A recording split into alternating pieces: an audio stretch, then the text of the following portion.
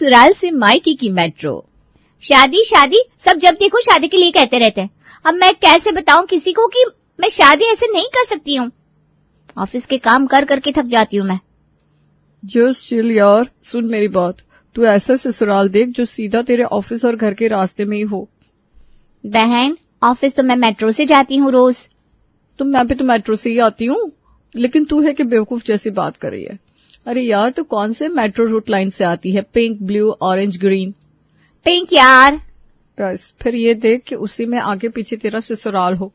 तू सीधा एक ही मेट्रो में बैठकर तीनों जगह घूम सके। ऑफिस का बोलकर मायके। कैसा लगा? मैं समझ गई। Thank you sister. सोनिया समझ जाती है कि उसे अब क्या करना है। उसी रात को जब सोनिया घर जाती है तो वो अपनी माँ पुष्पा से कहती है, मम्मी मैं कह रही थी कि अब मुझे शादी कर ही लेनी चाहिए। तुम ठीक कहती हो कि वक्त पर सब ठीक लगता है। आज तुझे इतनी बुद्धि कहाँ से आ गई? चल देर आई लेकिन दुरुस्त आई।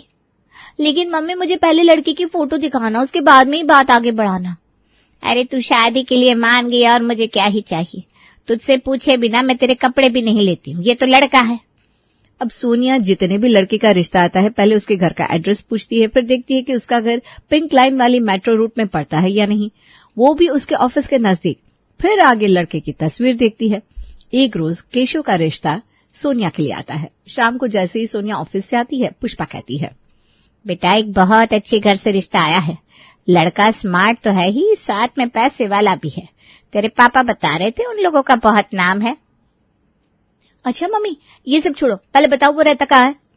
अरे यहीं कहीं मोती बाग के आसपास, मुझे प्रॉपर एड्रेस नहीं पता। सोनिया तुरंत गूगल खोलती है और मेट्रो का पिंक रूट लाइन चेक करती है और धीरे से कहती है, ओह ये तो ऑफिस के रास्ते में ही पड़ता है। हे भगवान, आपने मेरी सुन ली। अरे जोर से बोलना, क्या बड़बड़ा रही है? कुछ नहीं मम्मी, ऐसी। ठीक है, अब लड़के की फोटो देख के बता रिश्ता आगे बढ़ा है या ना बढ़ा है। बढ़ा लो, ठीक ठाक ही है लड़का। पुष्पा कुसुम को फोन करती है, बहन जी आप अपने परिवार के साथ हमारे घर पर आ जाइए, बैठकर बात करते हैं, बच्चे भी मिल लेंगे। आजकल बच्चों को पसंद आना जरूरी है, हमारा क्या है, हम तो इनकी खुशी में खुश है। कल संडे है, सोनिया की ऑफिस की छुट्टी है, केशव की भी छुट्टी होगी ना, तो आराम से कल दोनों फ्री होंगे। हाँ जी ठीक है, हमारे घर से आपका घर 10 मिनट के रास्ते में ही तो है, कल मिलते हैं। अगले दिन दोनों परिवार आपस में मिलते हैं। सोनिया लड़के को देखते ही सोचती है, इसे तो मैं आराम से बेवकूफ बना दूंगी, काम नहीं करना पड़ेगा मुझे ससुराल में बस। सोनिया तुम केशव को पूरा घर दिखाओ बेटा। हाँ मम्मी। सोनिया केशव को घर दिखाने के लिए जाती है और उससे पूछती है, मैं शादी के बाद जॉब कंटिन्यू रखूंगी? हाँ, मुझे कोई दिक्कत नहीं है, आप आराम से करना जॉब। वैसे मेरा ऑफिस ना साउथ कैंपस के पास है। अरे मेरे घर से तो डायरेक्ट मेट्रो है, वो भी 13 मिनट का रास्ता है। तुम्हारे घर से मेरा घर 10 मिनट के रास्ते पर है। सच में? मेरे लिए बहुत अच्छा होगा। चलो अपना कमरा दिखाती हूँ आपको।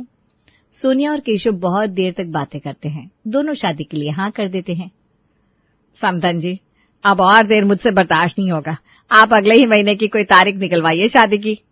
लेकिन इतनी जल्दी शादी की तैयारी कैसे कर पाऊंगी मैं? अब समधन जी जैसे भी कर लीजिएगा, लेकिन शादी तो अगले महीने ही कीजिए। मम्मी जी हम मैनेज कर लेंगे, मैं हूं ना, सब हैंडल कर लूंगी। मेरे इवेंट मैनेजमेंट का कोर्स कम से कम ननद की शादी में तो काम आए। ठीक है, तू संभाल लेगी, तभी जाकर मैं हिम्मत कर रही हूँ। केशव अपने परिवार के साथ चला जाता है। यहाँ पुष्पा टेंशन में पंडित को फोन करके बातें करने लगती है। सोनिया आराम से अपने कमरे में जाकर बैठ जाती है और बेचारी अर्चना रूही को तो रसोई ठीक करने में ही लगना पड़ता है। 1 महीने में शादी करना तो मुश्किल है, लेकिन ये शादी जितनी जल्दी होगी मेरे लिए अच्छा होगा। दिन भर सोनिया बैठकर पलंग तोड़ती रहती है और मुझे उसका काम भी करना पड़ता है। चाहे मुझे कितना भी खटना पड़े, मैं करूंगी। 1 महीने में इससे छुटकारा मिल जाए बस, फिर मैं अपनी जिंदगी अपने हिसाब से जी पाऊंगी। शादी की तारीख आ जाती है और दोनों घरों में जोर शोर से शादी की तैयारी शुरू हो जाती है। दिन बीतने लगते हैं और महीने भर में शादी हो जाती है। शादी होकर सोनिया अपने ससुराल चली जाती है।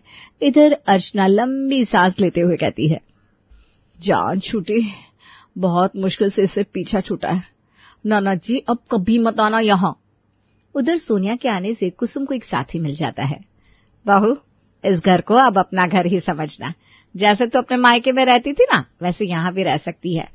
मम्मी जी थैंक यू, मैंने कभी नहीं सोचा था कि आप जैसी सास मुझे मिलेगी। क्या बेटा, चल अब तू जाकर आराम कर कमरे में। हाँ। सोनिया और केशव आराम से अपने कमरे में चले जाते हैं। सोनिया को लगता है कि वो इस घर में आराम से बिना काम किए आजादी से रह सकती है। अगले दिन वो 10 बजे उठती है और नहा धोकर खाने के टेबल पर पहुंच जाती है। कुसुम पहले तो सोनिया को घूरती है, फिर कहती है, नाश्ता कर ले, आज ही महाराज है, फिर कल से तो तुझे ही बनाना होगा बहू। मम्मी जी खाना बनाने में लगता ही क्या है, बस 2 मिनट में तो खाना बन जाता है। हाँ बहू, अब तू ही बनाना 2 मिनट का खाना कल से। सोनिया, 2 मिनट वाली मैगी मत बना देना बस। सोनिया तिरछी नजर से केशव को देखती है। अरे मजाक कर रहा था। नाश्ते के बाद सोनिया अपने मायके चली जाती है पग फेरे के लिए। अगली सुबह सोनिया उठती है, वैसे ही कुसुम उससे कहती है, बहू थोड़ा जल्दी उठ जाया कर, नाश्ता तुझे ही बनाना है। दोपहर में तो तू ऑफिस में रहेगी, तो वो तो मुझे खुद ही बनाना होगा ना। ठीक है मम्मी जी, आज मेरी छुट्टी है। चल अब कुछ अच्छा बना ले, केशव को दुकान भी जाना है। सोनिया रसोई में जाती है और इधर उधर देखती है। ऐसा लग रहा है कि अब मुझे खाना बनाना ही पड़ेगा। क्या बनाऊं कुछ समझ में ही नहीं आ रहा।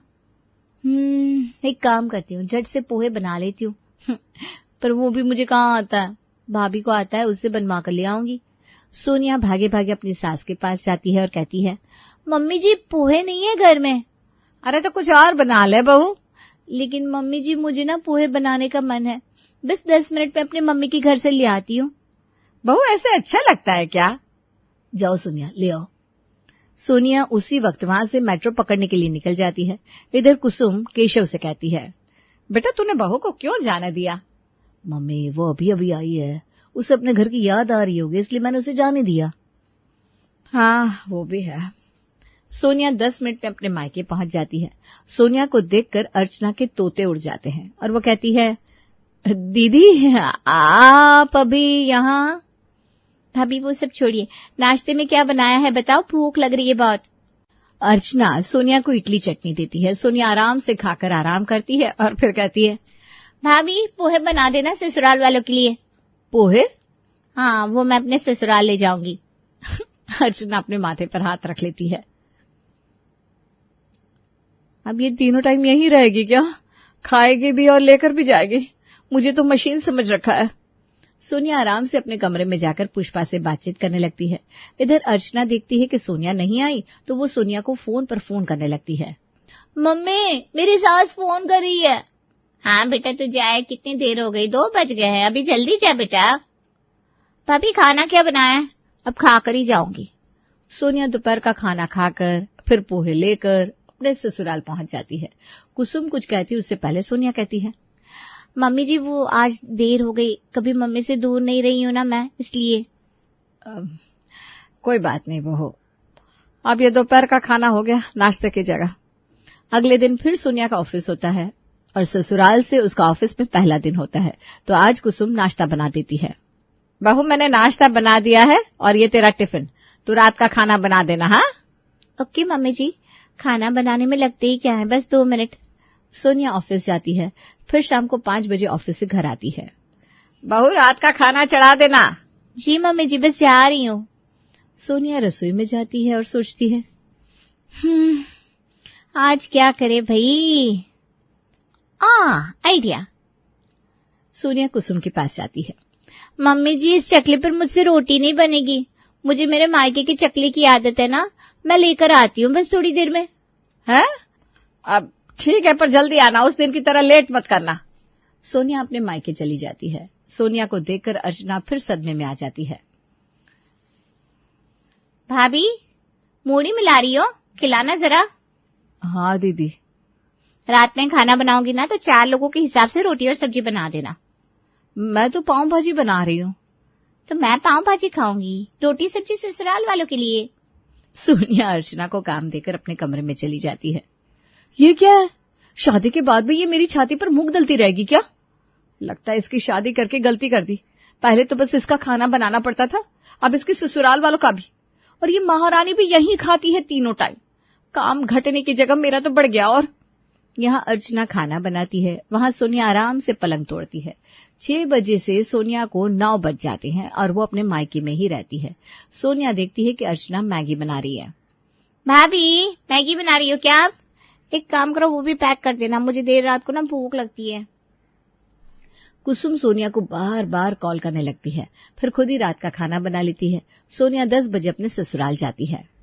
बहू, 10 मिनट बोलकर जाती है तू, और तुझे इतना वक्त कैसे लग जाता है?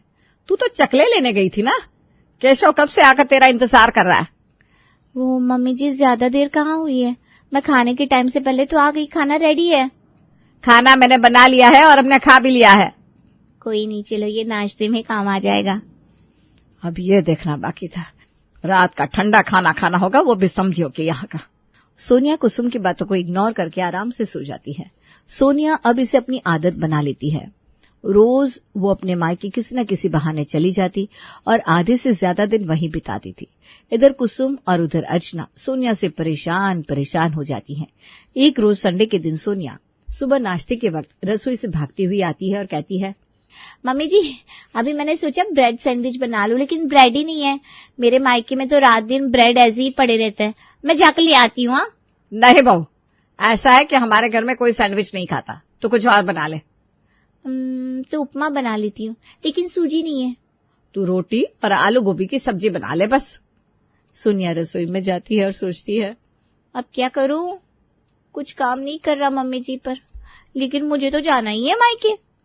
इधर कुसुम कहती है, आज मैंने बहू की एक नहीं चलने दी आखिरकार। इधर सोनिया सारे आलू छुपा देती है और कुसुम से कहती है, मम्मी जी, आलू नहीं है घर पर, तो खाली गोभी की सब्जी बना दे। ओह मम्मी जी, गोभी से ना मेरे पेट में दर्द हो जाता है, आप रुको ना, मैं बस अब भी आती हूँ। कुसुम आगे कुछ कह पाती उसके पहले सोनिया अपना पर्स लेकर मायके निकल जाती है। आखिर मम्मी जी मुझे रोक नहीं पाई। सोनिया अपने मायके में जाकर पुष्पा से कहती है, मम्मी हम चलते हैं ना बाजार, मुझे कुछ शॉपिंग करनी है। मैं भी चलती हूँ आप लोगों के साथ। नहीं भाभी, आप जाओगे तो नाश्ता कौन बनाएगा? मेरे ससुराल वालों के लिए कुछ नाश्ता बना दो और कुछ अच्छा हमारे लिए भी बनाकर रखना, मैं और मम्मी आकर खाएंगे। हाँ। सोनिया पुष्पा को लेकर बाजार चली जाती है। इधर अर्चना का पारा चढ़ जाता है। बस अब बहुत हो गया, खुद को महारानी समझती है, ससुराल का एक काम नहीं करती और मुझे काम वाली समझ रखा है। आज तो इसका सोल्यूशन कर ही देती हूँ। 2 घंटे होने पर भी सोनिया नहीं आती। तब उधर कुसुम का पारा चढ़ जाता है और वो कहती है, क्या है ये, बहू ने नाक में दम ही कर दिया है, अब उसकी खैर नहीं, इस तरह से घर नहीं चलेगा। इतने में अर्चना कुसुम को कॉल करती है, आंटी जी, छोटा मुंह बड़ी बात, आप सोनिया को रोज रोज कैसे भेज देती हैं? मैं तो अपने मायके साल भर में मुश्किल से एक बार जा पाती हूँ, उसमें भी ये लोग फोन करते रहते हैं, पता नहीं आप कैसे छोड़ देती हैं। ऐसा नहीं है बेटा, मैं तो खुद परेशान हो गई हूँ।